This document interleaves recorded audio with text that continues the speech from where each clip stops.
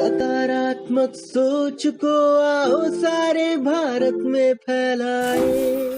नमस्कार, मैं जय वर्मा, नॉटिंघम, इंग्लैंड से। मैं 53 वर्षों से इंग्लैंड में रहती हूँ। 1971 में हम लोग इंग्लैंड गए थे पहली बार। जब वहाँ गए तो कोई भी वहाँ पर हिंदी में बात नहीं करता था। जिस शहर में हम रहते थे, गेटसेड, न्यूकासल, नॉर्थ में, वहाँ कोई भी हिंदी में बात नहीं करता था। हिंदी की एक लाइन सुनने के लिए हम तरस जाते थे। केवल घर में हिंदी बोलते थे। मेरे पति डॉक्टर थे, तो हॉस्पिटल का ही एनवायरनमेंट था और सभी लोग इंग्लिश में ही डॉक्टर्स आपस में बातें करते थे। अब आज का ये हाल है कि अब हिंदी के बिना, आज 53 वर्ष हो गए हैं, और अब ये है कि हिंदी के बिना किसी का काम नहीं चलेगा। हिंदी आज पूरे विश्व में है। हिंदी, जब हम पहली बार इंग्लैंड गए तो एयर इंडिया की फ़्लाइट से गए थे। एयर इंडिया की होस्टेस भी हमारे से इंग्लिश में ही बात कर रही थी। मैंने अपनी बेटी के लिए दूध मांगा तो उसने कंधे श्रिंक कर दिए, हिला दिए ऐसे कि मुझे समझ में नहीं आया। लकीली मुझे थोड़ी सी इंग्लिश बोलनी आती थी क्योंकि मैंने इंग्लिश लिटरेचर में बीए किया था, तो मैंने उसको इंग्लिश में कहा। फिर उसके बाद में क्या हुआ कि और आज ये है, जब हम आते हैं तो हिंदी के गाने, हिंदी की फिल्में और हिंदी में अनाउंसमेंट होते हैं। अंग्रेजी में बाद में होते हैं, हिंदी में पहले होते हैं। तो हिंदी की अगर बात कहूँ तो अभी नॉटिंघम शहर है हमारा, जो कि लंदन से 120 मील दूर है। आज यहाँ कई हमारे ब्रिटेन के लोग हैं, जैसे कि तेजन शर्मा जी हैं, अपनी ये क्या अंतरा जी हैं, और यहाँ पर डॉक्टर राजपाल हैं, विजय हैं, ये इंग्लैंड से हैं ये लोग, और जापान से रमा जी हैं। तो विदेशों में जो रहते हैं उनको मालूम है कि क्या अपनी भाषा का मूल्य होता है। वो हमें बाहर जाके ज़्यादा मालूम पड़ता है इस बात का। और अभी हमारे नॉटिंघम में एक लाइब्रेरी बनी। मैं छोटी सी बात बता दूँ ये, क्योंकि हमारे तेजन शर्मा जी पुरवाई के संपादक हैं और इन्होंने इसके ऊपर लेख भी लिखा है और उसको पुरवाई में छापा भी हैं। तो जस्ट फॉर इंफॉर्मेशन कि क्या हुआ कि नॉटिंघम में एक बहुत बड़ी लाइब्रेरी बनी, काउंटी लाइब्रेरी। तो उन्होंने उसमें बाहर दीवार पर बहुत बड़े पत्ते बनाए उसके ब्रास के। उन पत्तों के ऊपर उन्होंने कि नॉटिंघम एक लिटरेरी शहर है, साहित्यिक शहर है, और लॉर्ड बायरन और D.H. लॉरेंस का शहर है। तो उन्होंने सब लेखकों के, कवियों के दो लाइनें या कविताएं उसके ऊपर लगाई। तो उन्होंने एक कविता देवनागरी में, एक मेरी कविता भी लगाई, जो कि सबसे पहली थी उसके और उसके बाद सब जो हैं वहाँ पे कविताएं या कहानियाँ या लाइनें, वो सब इंग्लिश में हैं, केवल हिंदी की है। तो पहली बार देवनागरी भाषा दीवार के ऊपर नॉटिंघम में, इंग्लैंड में पहुँची। तो 53 वर्ष के बाद अब मैं सोचती हूँ, जब मैं भारत आती हूँ यहाँ पर, तो यहाँ भी मैं हिंदी की गतिविधियों के लिए अधिकतर आती हूँ या परिवार से मिलने के लिए, क्योंकि यहाँ यूनिवर्सिटीज़ में प्रवासी हिंदी साहित्य का आजकल बहुत नाम है और सभी लोग इसी की दशा में चल रहे हैं। सभी को क्यूरियोसिटी हो रही है और जानने की कि हिंदी प्रवासी साहित्य क्या है। तो यूनिवर्सिटीज़ भी लगा रही हैं, और इसीलिए तेजन शर्मा जी को सभी जानते हैं। जहाँ भी जाते हैं लोग मेरे से पूछते, तेजन जी कैसे हैं, जैसे उन्हें मालूम पड़ता है कि मैं इंग्लैंड से हूँ क्योंकि कहानियों के माध्यम से और एजुकेशन के माध्यम से सब एक दूसरे को जान रहे हैं। तो मैं यही कहूँगी कि हिंदी का भविष्य बहुत उज्जवल है और भारतीय भाषाओं का भविष्य उज्जवल है, क्योंकि हमारी जो संस्था है काव्य रंग, वो भारतीय भाषाओं की संस्था है, मल्टीलिंगुअल है। उसमें हिंदी, उर्दू, पंजाबी और इंग्लिश के कवि और लेखक हैं, और सभी की पुस्तकें आती जा रही हैं अभी, क्योंकि हमने 20 वर्ष मनाए इस साल उसके। तो मैं कहूँगी आप सब लोगों को बधाई, और मन्ना जी को और हरि सिंह पाल जी को मैं कई सरसों जानती हूँ, और इनके जो काम है, ये इतना काम करे, और मरवा जी, क्योंकि फिल्म सिटी और ये सब अपना इनका नोएडा में राज करते हैं, नोएडा इनका है मैं पहला फिल्म स्टूडियो जी हाँ, बिल्कुल हाँ। तो बहुत अच्छा लगा मुझे यहाँ आकर के। कैसे हम लोग आगे काम करें? अब आगे काम करने के लिए है कि बताइए। जी हाँ, हम लोग ये कि मिलकर काम करें। उसके लिए ये है एक तो कि मीडिया बहुत आवश्यक है।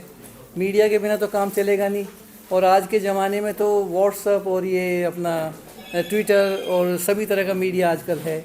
तो हम लोग मिल कर के काम करें, और जो भी आप ब्रिटेन से आप चाहेंगे कि भी कैसे कनेक्शन बने हम लोगों के साथ में, और साहित्य के माध्यम से और भाषा के माध्यम से तो हम लोग जुड़ेंगे आपके साथ में। और भारतीय उच्चायोग भी हमारे साथ रहता है और हमारी जो भी हम काम करते हैं साथ में हमारी वो सहायता भी करते हैं, तो हम लोग साथ मिलकर काम करते हैं। रमा शर्मा जी जापान से क्या संदेश देना चाहेंगी और हम लोगों को क्या कार्य सौंपेंगी करने के लिए कि आपके किस काम हम लोग आ सकते हैं? नमस्कार, मैं रमा शर्मा। मैं जापान में 35 वर्ष से रह रही हूँ और जापान की एकमात्र जो इंडिया की कोई भी पत्रिका नहीं है जापान में रजिस्टर्ड, जो जापान में एकमात्र जो पत्रिका है 5 वर्ष से हिंदी की गूंज नाम की पत्रिका चला रही हूँ। और मेरे जीवन का उद्देश्य है कि हिंदी को पूरे विश्व में लेके जाना, और वो चल भी रही है। देखिए ब्रिटेन में जा रही है, नॉटिंघम, यूएस, कनाडा, हर जगह जा रही है। तो मेरा एक ही टैगलाइन है कि हिंदी का सूर्य कभी अस्त नहीं होता। पहले कहते थे अंग्रेज़ों का सूर्य अस्त नहीं होता, मैं कहती हूँ हिंदी का सूर्य अस्त नहीं होता। आपके पास रात होता है तो मेरे पास दिन हो जाती है, और मीडिया हमें बहुत ज़रूरी चाहिए। मैं हिंदी की गूंज का करती हूँ और वार्षिक कार्यक्रम भारत आके करती हूँ। उसके लिए मीडिया की ज़रूरत है। विदेशों में पहचान है, लेकिन अपने देश में इस चीज़ की हो कि उनकी पत्रिका, हिंदुस्तान की पत्रिका जापान जा रही है, उसके लिए मीडिया जो कर सके। दूसरा ये हो गया, ये जी, जो करेंगे। और दूसरा ये है, एक मेरा निवेदन है कि मंच पे सबने बोला, आप नहीं थे, आपके आने से पहले सबने इंग्लिश में बोला। हम सब भी जो प्रवासी काम कर रहे हैं वो हिंदी के लिए कर रहे हैं, और अपने ही देश में अगर हम इंग्लिश में बोलेंगे, आपके पास सभी भाषाएं हैं, तो आप किसी भी भाषा में बोलिए, सब समझेंगे। जय हिंद। राजपाल, डॉक्टर राजपाल जी यूके में डॉक्टर हैं।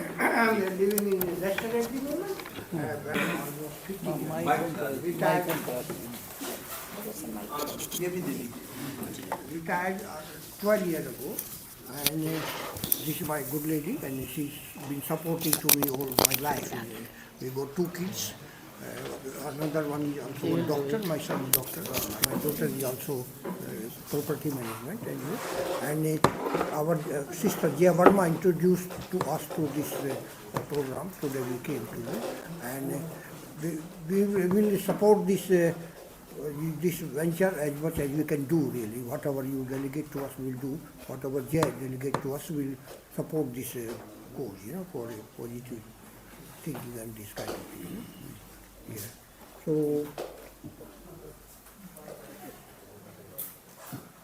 What should I do for you?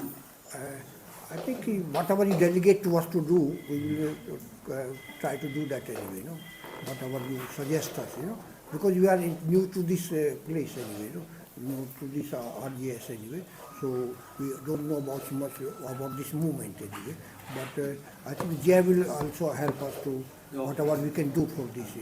We are in the capital of journalism. Okay. And dynamic personality is with us. That's right. Yeah. Indrajit, Dr. Indrajit, New York US.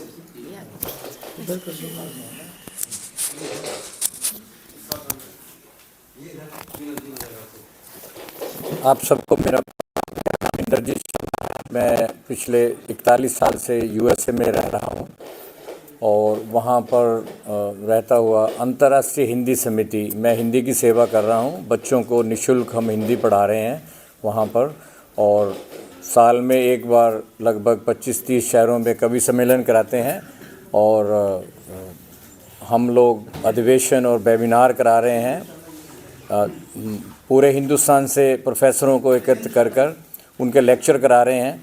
तो हिंदी की सेवा में हम वहाँ कर रहे हैं। यहाँ पर भी हमारे पिताजी का सपना था कि एक सुंदर अच्छे समाज, उसको देखते हुए हमारे पिताजी ने काफ़ी यहाँ काम किया दुनिया जाने से पहले, तो उसको हम आगे कर रहे हैं। हमारे स्कूल चल रहे हैं, हो जाते हैं और लगभग इतना बड़ा हॉल है, आकर वो एंजॉय करते हैं, ताश खेलते हैं, टीवी देखते हैं, और ये सब चीज़ें जो हैं हम अपनी पवित्र कमाई से कर रहे हैं। हम किसी सरकार से सहयोग या किसी संस्था का सहयोग नहीं ले रहे।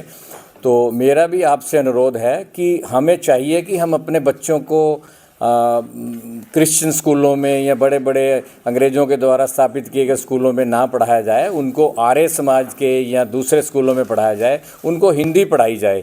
अब हम अपने बच्चों को अंग्रेजी स्कूलों में पढ़ाने के बाद में हम उम्मीद करते हैं कि वो हमारी सेवा करेंगे, वो ऐसा करेंगे, वो तो पढ़ लिख कर इंजीनियर बनेंगे, साइंटिस्ट बनेंगे, वो जाकर USA में हमारी सेवा नहीं करेंगे।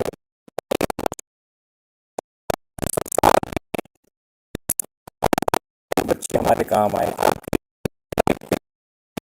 मेरा माता पिता के साथ इतना तार जुड़ा हुआ था अंदर से कि मेरे माता पिता दोनों मेरी गोदी में, जब संसार छोड़कर गए हैं तो मेरी गोदी में थे।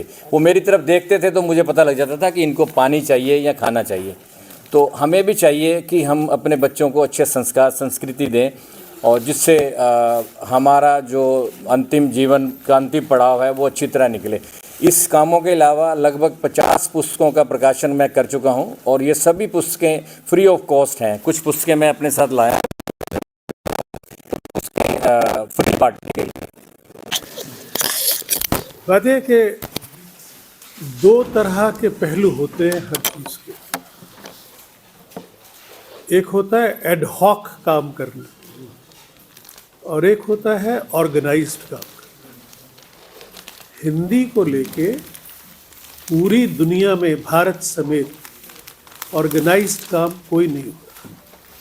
जितने भी काम हो रहे हैं सब इंडिविजुअली अपने ढंग से कर रहे हैं। कहीं आज तक भारत की किसी भी यूनिवर्सिटी ने learning Hindi as a foreign language का सिलेबस तैयार नहीं किया, क्योंकि अगर आप चाहते हैं कि कोई जापानी हिंदी सीखे, जर्मन हिंदी सीखे, क्या कोई रिकॉग्नाइज्ड सिलेबस है? क्या उसके लिए टेक्स्ट बुक्स अवेलेबल हैं? अंग्रेजी में कहावत है, there are lies, there are more lies, and then there are statistics. Statistics में हम कह सकते हैं 200 यूनिवर्सिटीज़ में हिंदी पढ़ाते हैं। ये पूछना है 200 स्टूडेंट्स हैं क्या? सवाल ये है कि हम करना क्या चाहते हैं।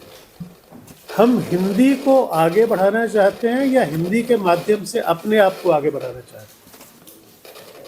जब तक ये मुद्दा क्लियर नहीं होगा तो हिंदी भाषा को लेके वैश्विक स्तर पे बात करना सिर्फ बात करना होगा और कुछ नहीं होगा। हमारे यहाँ ब्रिटेन में 10वीं तक हिंदी स्कूल में पढ़ाई जाती थी। वहाँ अध्यापक नियुक्त किए गए थे ब्रिटिश सरकार द्वारा हर सरकारी स्कूल में, मगर हिंदी पढ़ने वाले विद्यार्थी नहीं थे, क्योंकि हम लोग अपने बच्चों को फ्रेंच और जर्मन सिखाते थे कि हिंदी तो घर में सीख ही जाएंगे, फ्रेंच और जर्मन सीखेंगे तो इनको नौकरी मिल जाएगी। कोई माहौल नहीं बना। जहाँ तक प्रवासी लेखन का सवाल है, प्रवासी लेखक कौन है? जो भारत से प्रवास करके विदेश में गया। अब अगर आज जो लोग प्रवास कर रहे हैं वो सारे IT एक्सपर्ट हैं, तो वो हिंदी में क्यों लिखेगा? जब वो यहाँ हिंदी बोलता नहीं है तो जो माल आप सप्लाई करेंगे, फाइनल प्रोडक्ट तो हम वही आपको देंगे ना। तो हम ये कह चाहते हैं कि हिंदी कम से कम 8 विश्व हिंदी सम्मेलनों में ये रेजोल्यूशन पास हुआ कि हिंदी को संयुक्त राष्ट्र की भाषा बनाया जाए। आज तक तो नहीं बनी।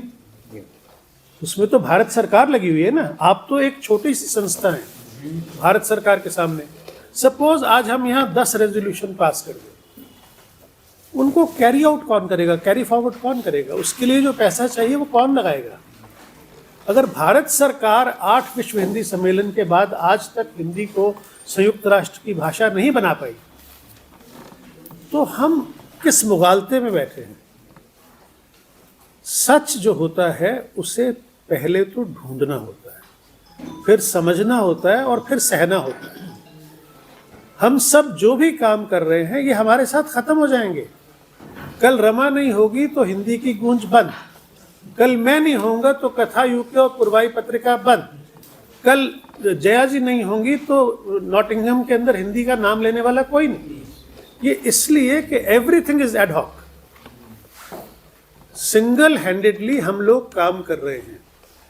कोई हमारे, जब तक ये नहीं होगा कि यहाँ की यूनिवर्सिटीज़ उन लोगों के काम को समझें जो वहाँ काम कर रहे हैं, उनकी सूची तक तो है नहीं। एक्चुअली यूके में लक्ष्मी मिश्रा सीईओ है हमारी इंस्पायरिंग इंडियन वुमेन की, और वो ऑलमोस्ट 20,000 वुमेन्स का हमारा ग्रुप है जो कि वुमेन्स को अपलिफ्ट करने, उनको बिजनेस में हेल्प करने या किसी भी तरह की छोटी बड़ी प्रॉब्लम्स में यूके में ज़रूरत है। तो हम सब डिप्टी डायरेक्टर हूँ उसकी, तो हम सब मिलके काम करें। अब तो हम लोग और भारत के संस्कृति के प्रचार प्रसार के लिए, भाषाओं के लिए बहुत सारे इवेंट्स करते रहते हैं, चैरिटी इवेंट्स करते रहते हैं।